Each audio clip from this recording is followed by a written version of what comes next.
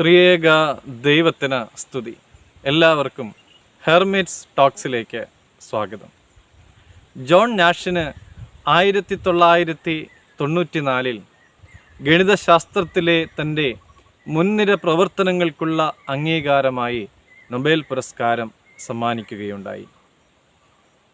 ഒരു മുഴുനീള സിനിമയും ഒരു പുസ്തകവും അദ്ദേഹത്തിൻ്റെ ജീവിതത്തെ രേഖപ്പെടുത്തി. അദ്ദേഹത്തിന് മനോഹരമായ ഒരു ഹൃദയമുണ്ട് എന്ന് പരാമർശിക്കുകയും ചെയ്തു.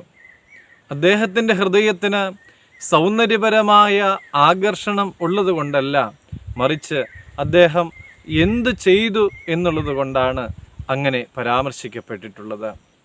പഴയ നിയമപ്രവാചകനായ യെശയ്യാവ് മനോഹരമായ കാലുകളെക്കുറിച്ച് പ്രതിപാദിക്കുന്നുണ്ട്.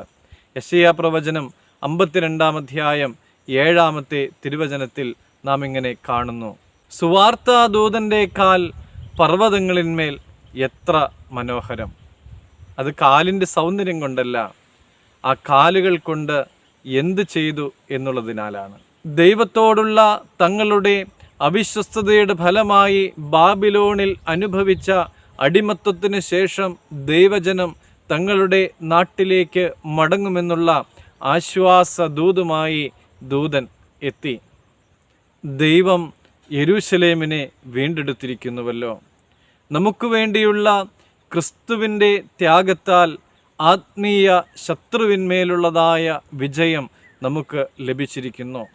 ആ ക്രിസ്തുവിൻ്റെ അനുയായികളായി ജീവിക്കുന്ന നമ്മുടെ പാദങ്ങളും മനോഹരമായി തീരണം.